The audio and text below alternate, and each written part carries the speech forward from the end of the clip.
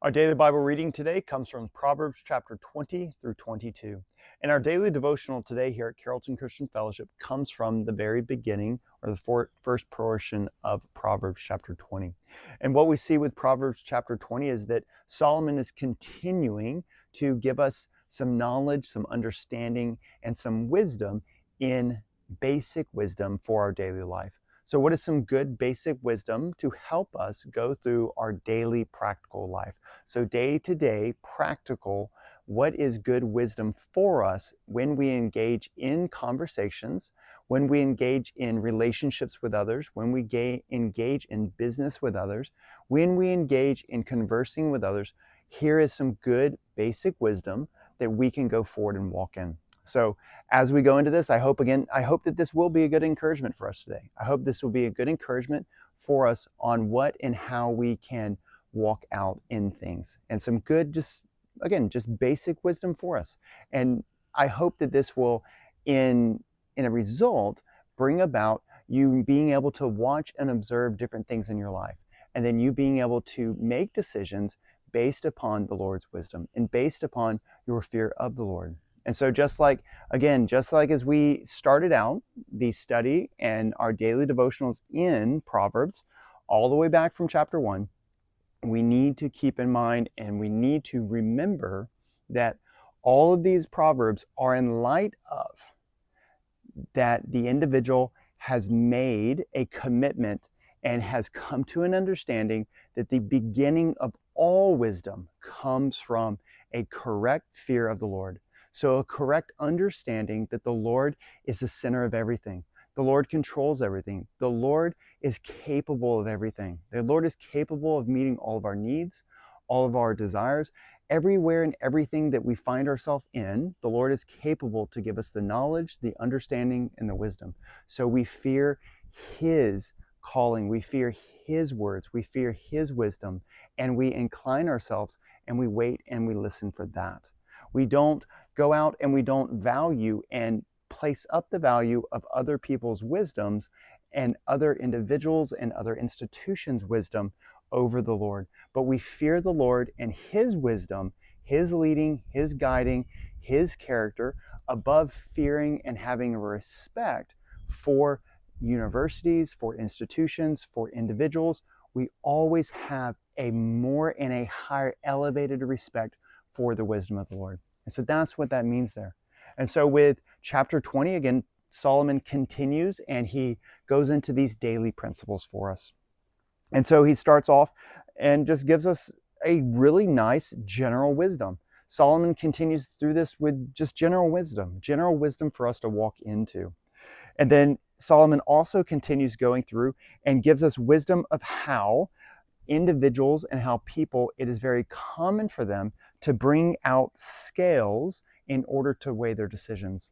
So they have different value systems in order to weigh out what their decisions are.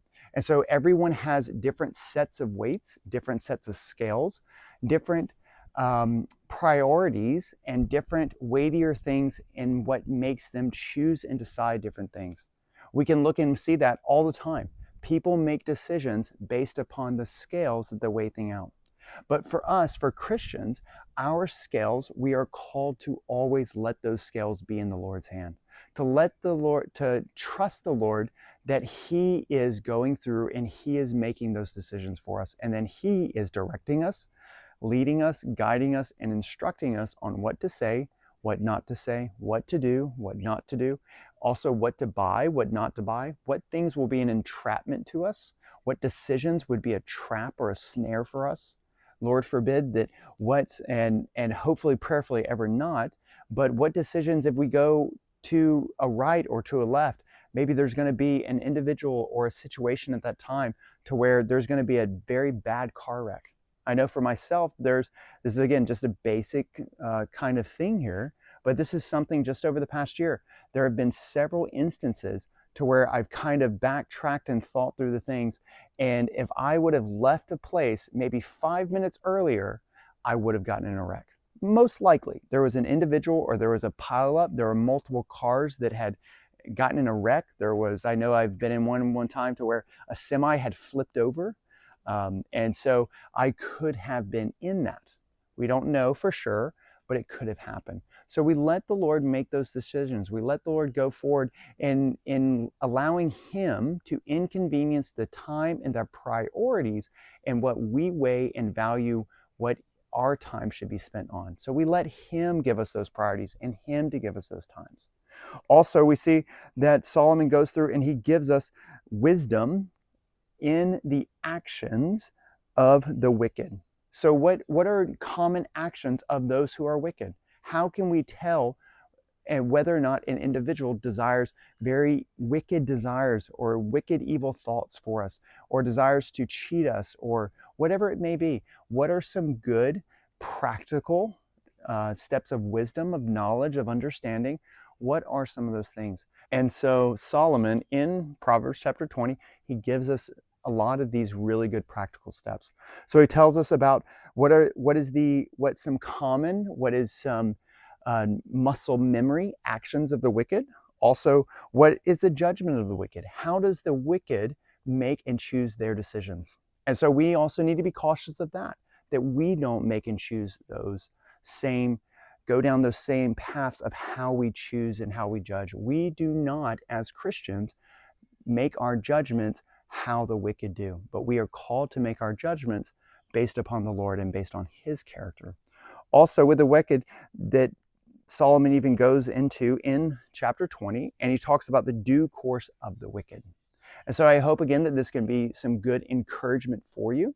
And I hope that this can encourage you in stepping out today and stepping out throughout the day and throughout the days to come, and how and what you should step out in the wisdom in, and what choices you should make and what choices you should not make.